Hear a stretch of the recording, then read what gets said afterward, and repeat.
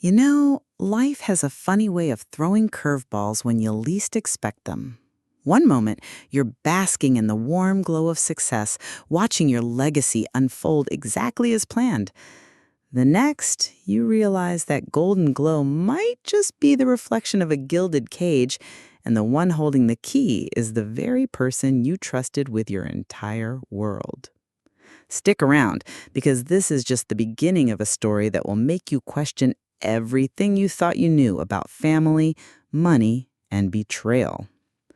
My name is Evelyn Maeve, and I'm a woman who built an empire, not with fancy degrees or inherited wealth, but with grit, late nights, and a fierce belief in doing things the right way. At 68, my husband, Arthur, and I were living the American dream times 10. Our construction company, Maeve and Sons, wasn't just successful, it was an institution. From humble beginnings with a beat-up pickup truck and a dream, we'd grown it into a multi-million-dollar behemoth, shaping the skylines of half a dozen states. We had the penthouse in Manhattan, the sprawling estate in upstate New York, and summers in our European villa that made most people's vacation postcards look like a cheap brochure. We earned every dime, and we lived large, but always with a sense of gratitude and purpose. And then there was Michael, our only son, our pride and joy. Michael, who at 35 was everything we'd hoped for and more. He was smart, ambitious, and had that Maeve charm that could close any deal. He joined the company right after college, not in some cushy executive role, but on the ground, learning the business from the studs up. He poured himself into it, absorbed every lesson Arthur and I had to teach. And soon, his innovative ideas were driving our biggest projects. Arthur would often beam, clinking his whiskey glass at family dinners, declaring, "Michael is the future of Maeve and Sons. He'll take us to heights we only dreamed of." And I'd just smile, a warmth spreading through me, watching my son, so capable, so driven. It was a perfect picture, wasn't it? Except perfect pictures can hide the ugliest cracks. I remember it clearly. A crisp autumn evening, just last year. We were hosting our annual charity gala at the estate, a lavish affair benefiting local schools. I'd spent weeks meticulously planning every detail, from the string quartet to the organic farm-to-table menu. Michael had been instrumental too, charming donors and securing a massive last-minute pledge that put us over our fundraising goal. My heart swelled with pride as I watched him work the room, a dazzling smile on his face, his arm around his lovely wife, Sarah. He looked like the epitome of success and generosity. Later that night, after the last guest had departed and the house was quiet, save for the distant hum of the security system, I walked through the grand foyer, picking up a stray champagne flute. My gaze fell upon the small antique writing desk where we kept the petty cash for household expenses, mostly for the cleaning crew and gardeners, a few $1,000s at most. It was an old habit, a tangible link to our humble beginnings, a reminder that every dollar counted. But as my eyes landed on the small leather-bound ledger, something felt off. The usually neat stack of bills seemed thinner. I brushed it off. Perhaps Arthur had taken some for a last-minute expense. But the next morning, a tiny nagging voice whispered at the back of my mind. I opened the ledger. The last entry was a week ago, and the balance was significantly lower than it should have been. Not enough to panic over, not for us, but enough to raise a perfectly shaped eyebrow. I knew Arthur hadn't touched it. He always made a note. It was a meticulous habit, like everything else he did. A tiny, insignificant sum, really, in the grand scheme of our wealth, yet it was the principle of it. A tremor in the perfect facade. Who would take from us, and why? My mind, always practical, dismissed it as a simple oversight, a miscount. Yet that seed of doubt, small and insidious, had been planted. I never mentioned it to Arthur. I didn't want to cause a fuss over what was surely nothing. Oh, if only I'd known. That tiny crack was the first sign of the rot that was already consuming my son, the beginning of a relentless hunger that money, power, or even our boundless love could never satisfy. It wasn't about missing out on opportunities anymore. It was about Michael missing out on a life he believed he was owed, a life that was always just out of reach, no matter how much he had. And he was about to prove just how far he'd go to get it. You won't want to miss what happened next. This story is just getting started, and I promise you, the truth will hit harder than any construction crane. The small discrepancy in the petty cash festered in my mind like a splinter under the skin. It wasn't the money itself, mind you. Arthur and I had seen more zeros on a balance sheet than most people see in a lifetime. It was the anomaly, the feeling that something was out of place in our meticulously ordered world. And it was Michael. I started observing him subtly at first. My son, the golden boy, seemed restless, more on edge. His charming smile didn't quite reach his eyes sometimes, and there was a new, almost frantic energy in his pursuit of deals, a hunger that felt different from his usual ambition. One afternoon, I walked into a spacious, minimalist office at Maven Sons headquarters. It was all glass and chrome, a perfect reflection of his modern vision for the company. He was on the phone, his voice low, almost secretive. No, that's not going to work. I need this to go through today. The market, it's shifting. I can't afford to miss this window. He hung up abruptly when he saw me. His face, usually so composed, was flushed. "Mom, what a surprise," he said too quickly, forcing a smile. "Just a sensitive negotiation." "Everything all right, dear?" I asked. My voice as calm as a summer breeze, though my internal alarm bells were beginning to clang. "Stressed? Me? Never," he laughed, a short, sharp sound that didn't quite convince. "Just the usual pressures of keeping Maven Sons at the top, you know. You and Dad built a behemoth, and keeping it fed as a full-time job. Sometimes you just have to make moves, fast, before the opportunity vanishes." His eyes darted to his computer screen for a split second, and I caught a glimpse of a complex graph, numbers flashing in red and green. It looked nothing like our usual project management software. But before I could focus, he minimized it with a practiced flick of his wrist. That night, as Arthur snored softly beside me, I couldn't sleep. My mind replayed Michael's words. "I can't afford to miss this window before the opportunity vanishes." It wasn't about Maven Sons. It was about him missing out. This wasn't the controlled, calculated risk-taking of a seasoned businessman. This was the desperate urgency of someone chasing something elusive and fleeting. My maternal instinct, honed over decades, screamed that Michael was trapped in a web of his own making, terrified of missing the next big score, of falling behind, of not measuring up to some internal, impossible standard. And that fear, that desperate fear of missing out on what exactly, was twisting him into someone unrecognizable. He saw the vast wealth we possessed not as a foundation, but as a boundless well from which he could draw without consequence. And as his desperation grew, a chilling thought began to root in my mind. He wasn't just taking money, he was systematically draining it. The tension in the air was palpable, though only I seemed to notice. Arthur, bless his trusting heart, just saw Michael working harder, pushing the boundaries, exactly what a future CEO should do. But I saw the shadows under Michael's eyes, the way he flinched when a phone rang unexpectedly, and the unpressable tremor in his hand when he signed a document. He was living on a knife's edge, and I knew with a sickening certainty that it wouldn't be long before he fell. And when he did, he wouldn't just take himself down, he'd take Maven Sons with him. You don't want to miss how Michael's desperation spirals out of control and what unthinkable act he's pushed to commit.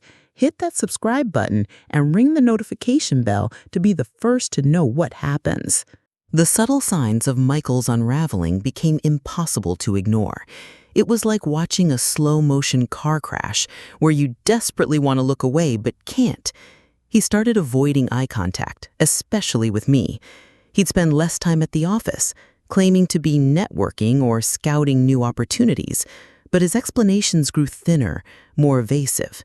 His phone became an extension of his hand, constantly buzzing with notifications, his face illuminated by its glow long into the night.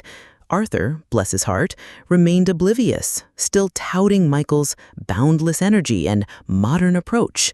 He saw the flashes of genius, not the desperate scramble beneath.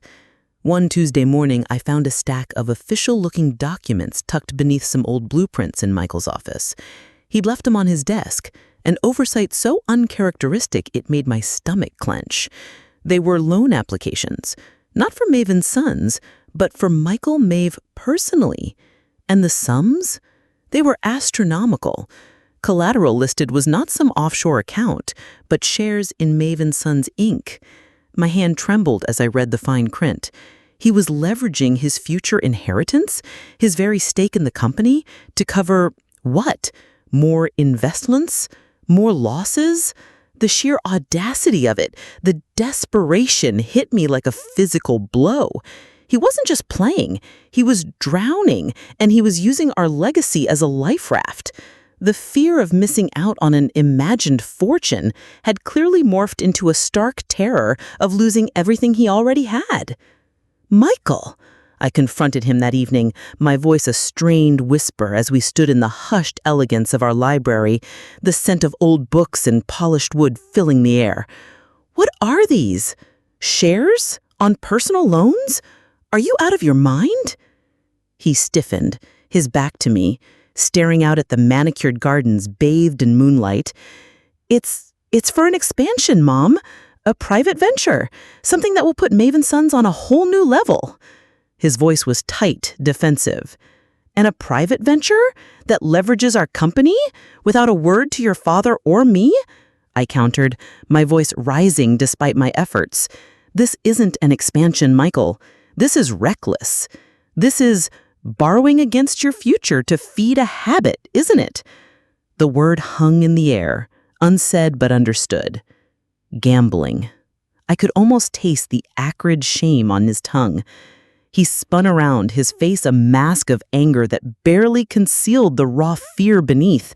"Habit? Don't you dare! I'm doing what's necessary. You and Dad are too conservative. You don't understand how the market moves now. Opportunities vanish in seconds. If you don't seize them immediately, you miss out forever. You want Maeve and Sons to stagnate? To become a relic? Is that it?" His words, laced with a venomous blend of desperation and resentment, struck me to the core. He wasn't just defending himself. He was attacking our values, our very foundation. The idea that we were holding him back, that our prudent management was somehow a weakness, was a bitter pill to swallow. It was pure manipulation, turning his own catastrophic choices into our perceived failings. The entitlement in his eyes was chilling. He didn't see us as partners or mentors or even parents. He saw us as obstacles, guardians of a vault he desperately needed to crack open.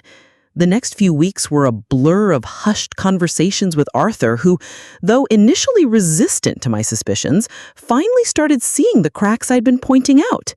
He initiated a quiet forensic audit of the company's books, something we hadn't done in years, trusting Michael implicitly with the daily financials.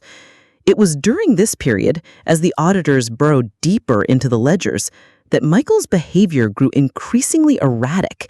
He was like a cornered animal, lashing out at staff, disappearing for days without explanation, only to reappear pale and gaunt with a flimsy excuse. Then came the meeting.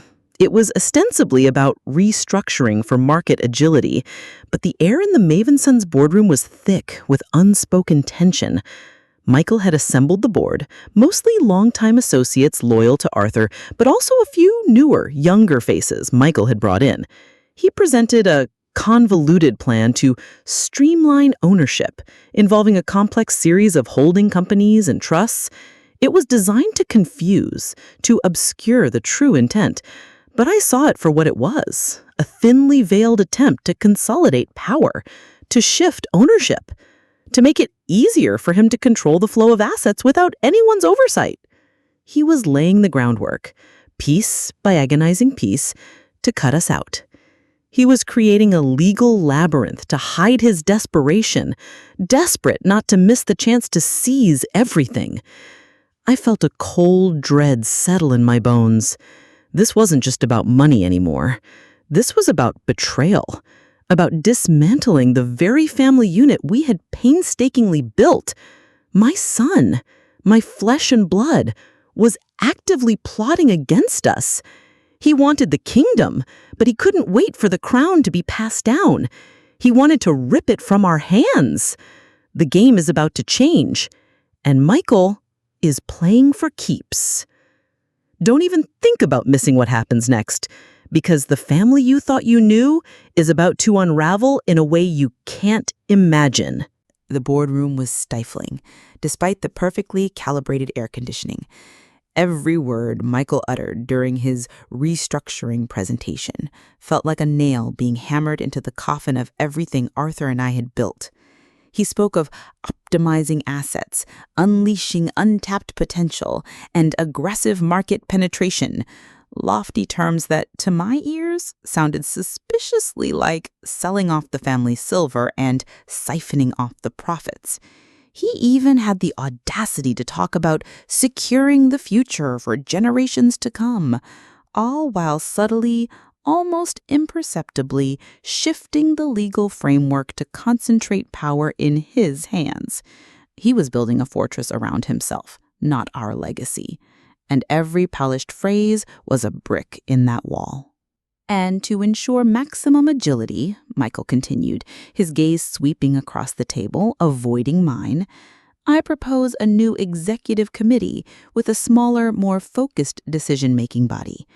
He flashed a slide listing names, his own prominently at the top, followed by a few new faces he'd recently brought into the company, sleek, ambitious young sharks who seemed to worship the ground he walked on. My name and Arthur's were notably absent from this focused decision-making body. We were relegated to an advisory board, a polite term for irrelevant old people who sign papers when told. The blatant disrespect, the audacity of it, was a physical shock. My hand tightened into a fist under the table, my nails digging into my palm. Arthur, usually so composed, shifted uneasily in his seat. He opened his mouth, then closed it. He still wanted to believe the best in our son, to see this as ambition rather than outright coup. But I saw the flicker of dawning comprehension in his eyes, the dawning realization that the son he'd championed was orchestrating their quiet, dignified ouster. The room was silent, save for the hushed rustle of papers as board members reviewed the complex legal diagrams Michael had projected. Most of them were too polite, or too bewildered by the sheer volume of jargon to interrupt. Michael, I finally said, my voice cutting through the manufactured calm like a surgeon's scalpel. Every head snapped toward me. Correct me if I'm wrong, but isn't this new structure essentially giving you unilateral control over major assets, bypassing the traditional board and, dare I say, the founders of this company? My tone was light, almost conversational, but the steel beneath it was unmistakable. Michael's smile faltered. Mom, it's about efficiency. In today's fast-paced world, you can't afford to miss out on opportunities waiting for endless approvals. We need to be nimble, decisive. This isn't about control, it's about progress. His eyes narrowed, a warning glint in them. He was telling me, without words, to back off. Progress, or simply making it easier to liquidate certain assets without too much fuss. Like, say, a building that's been in the family for decades, or a piece of land that's been earmarked for a future development we haven't even discussed. I was fishing, throwing out bait, trying to see how he'd react. I already suspected he had specific targets in mind to prop up his ever-growing hidden debts. A muscle twitched in his jaw. Mother, that's absurd. Every decision would be in the company's best interest. But his voice was losing its smooth cadence, a hint of desperation creeping in. He was starting to unravel under the direct scrutiny. The fear of exposure, of his house of cards collapsing, was palpable. He was terrified of missing the chance to secure his future, even if it meant dismantling ours. The meeting dragged on, a masterclass of obfuscation from Michael. He deftly dodged direct questions, spun elaborate tales of future growth, and made it sound like Arthur and I were the ones holding Maeve and Son's back, clinging to outdated notions of business. It was infuriating, humiliating, but I saw the seeds of doubt planted in the eyes of some of the older board members. They knew us, they knew our integrity, and they could smell a rat.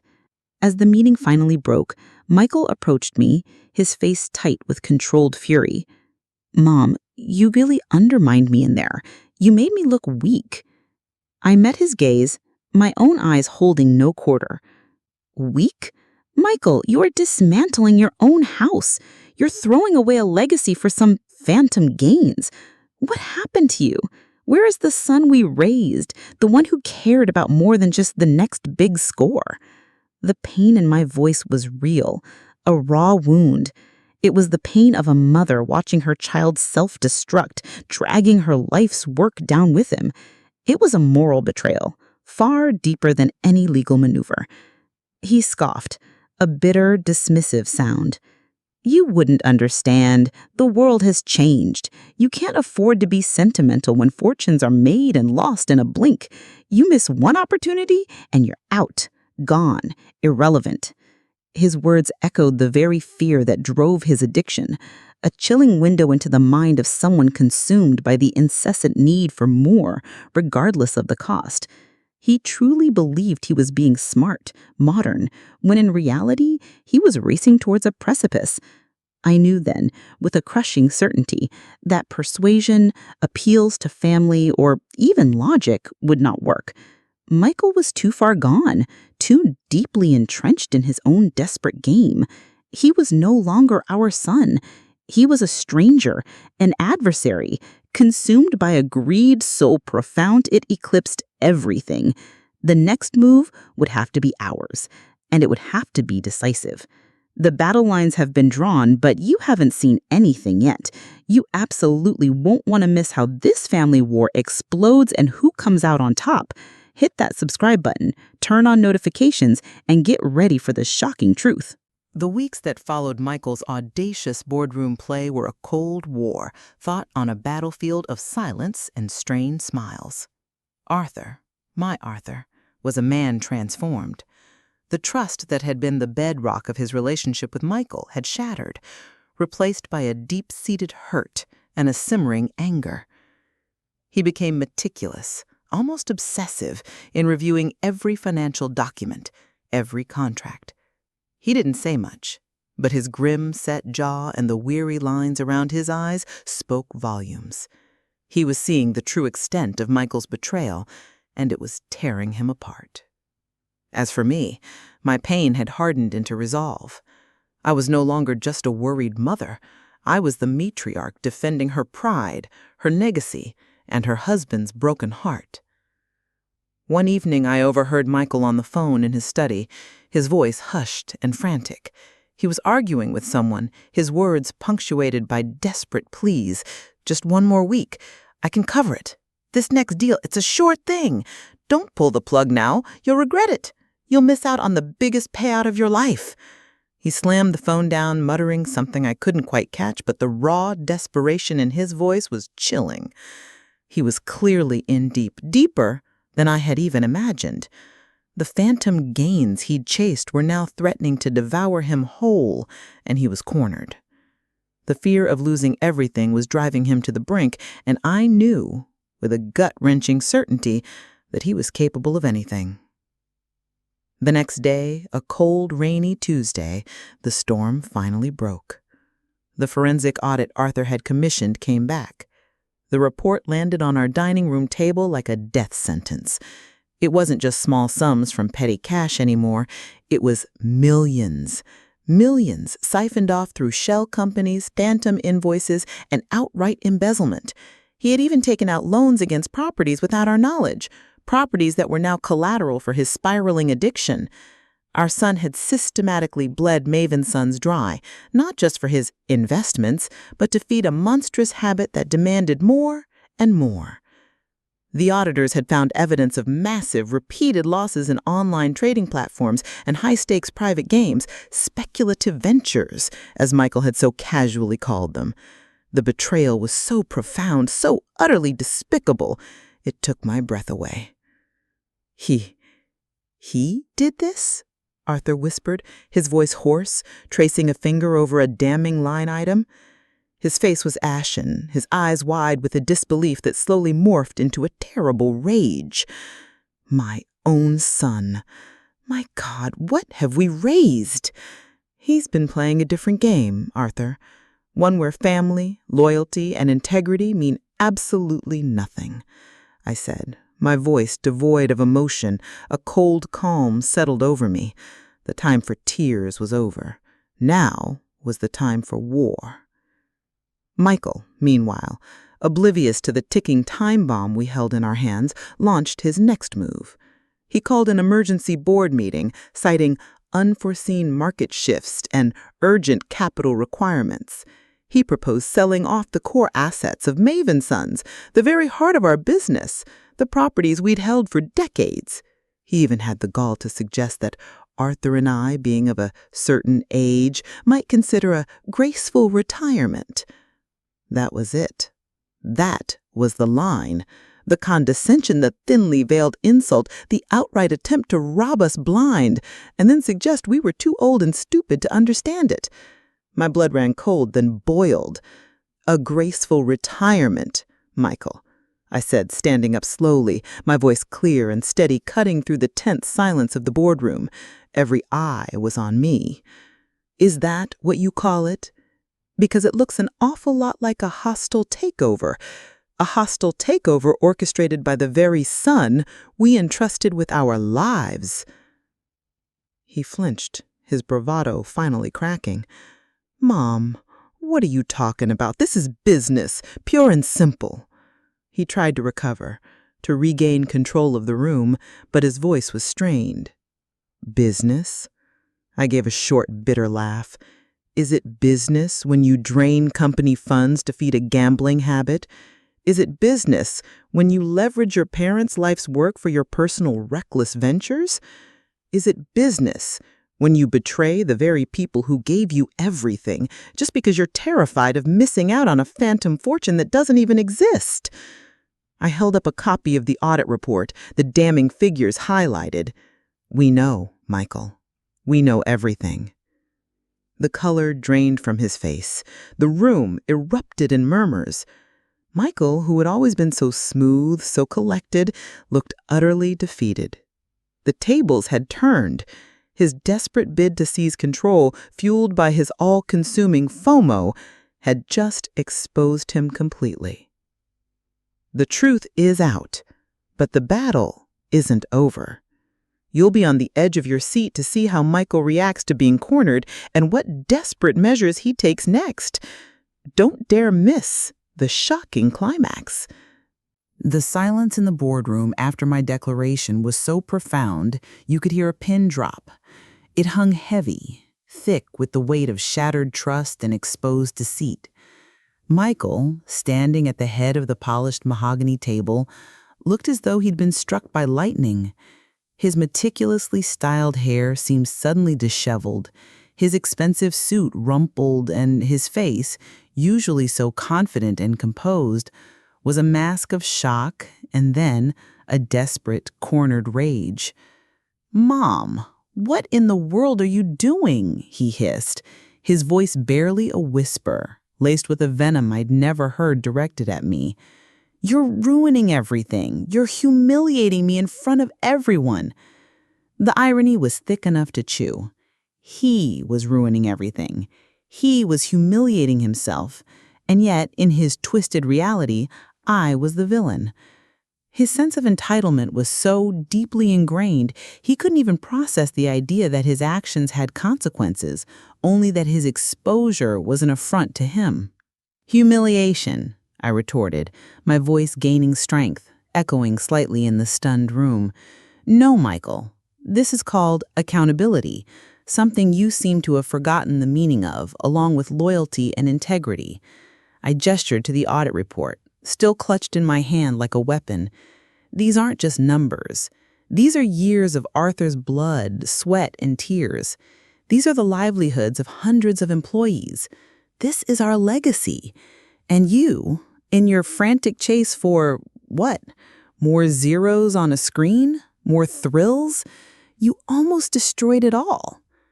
Arthur, who had been sitting quietly, his face a thundercloud, finally spoke. His voice was low, trembling with suppressed fury, more terrifying than any shout. Michael, look at me. Look at what you've done. I gave you everything. My name, my trust, my company. And you treated it like a casino chip. He pushed himself up from his chair. His frame, usually so imposing, now seemed burdened by an unbearable weight. The board needs to see this. Every single page. He snatched the report from my hand, his gaze sweeping over the stunned faces of the board members. The murmurs grew louder, turning into an undeniable buzz. Michael's carefully constructed empire of lies was crumbling around him. The younger board members, those Michael had brought in, looked uncomfortable, shifting in their seats. The older, loyal ones, their faces a mixture of shock and disgust, exchanged grim glances. They saw it now. The son they'd admired, the successor they had celebrated, was a fraud, a thief driven by a self-destructive hunger. The fear of judgment, of being exposed and shunned, finally registered on Michael's face, replacing his anger with a profound, terrifying despair.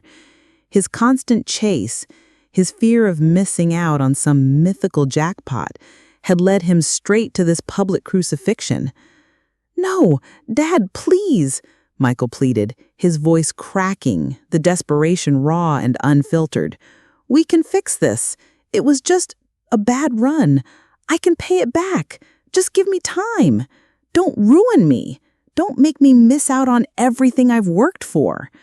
He was pathetic, truly. His self-pity was repulsive. He wasn't afraid of the damage he had caused, but of the consequences to himself. "Ruin you?" I scoffed, a dry, bitter sound. "You ruined yourself, Michael. We're just holding up the mirror." The board meeting quickly dissolved into chaos. Arthur, with a cold, clear resolve, moved for Michael's immediate suspension and an independent investigation into all his financial dealings related to Maeve and Sons. The loyal board members, seeing the irrefutable evidence, quickly seconded the motion. Michael, defeated and humiliated, stormed out of the room, slamming the door behind him. He looked like a child throwing a tantrum, not a man who had nearly brought down a multi-million-dollar corporation. It was a victory, yes, but a hollow one, tainted by the bitter taste of familial betrayal. In the days that followed, the revelations continued to surface.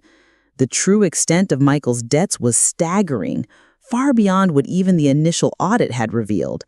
He had leveraged personal assets, company assets, and even taken out loans in the company's name without proper authorization. The cleanup would be monumental, the legal battles arduous. Maeve and Sons would survive, thanks to Arthur's quick action and the unwavering loyalty of our core team. But the damage to our family name, to our peace of mind, was incalculable. Michael vanished. For weeks we heard nothing. No calls, no apologies, no desperate pleas, just silence. It was the silence of a void, the emptiness left by a son who had chosen greed over family. I grieved, not for the money, but for the boy he once was, for the future we had envisioned. Arthur, too, bore the pain silently, but I saw the light dim in his eyes. Then, months later, a small, inconspicuous package arrived. It was addressed to Arthur. Inside was a single, folded newspaper clipping, a small article buried deep in the financial section of a regional paper, detailing the arrest of a man, Michael Mave, on charges of significant debt, fraud, and illegal gambling activities, far from our established territory. The accompanying photo showed a gaunt, hollow-eyed stranger, a ghost of the vibrant, confident son we once knew. The article mentioned he'd been caught trying to make one last, desperate investment to recover his losses, only to be swindled himself. The irony was devastating. He was so terrified of missing out on a winning hand that he lost everything in the process, becoming a cautionary tale of reckless ambition. He got his freedom, in a way, the freedom from the golden handcuffs of our expectations, from the burden of a legacy he wasn't strong enough to carry. But it was a freedom bought with ruin, loneliness, and the irreparable severance of family ties. We had saved Maven's sons, but we had lost our son. And that, I realized, was the unseen, immeasurable cost of chasing the fleeting phantom of more.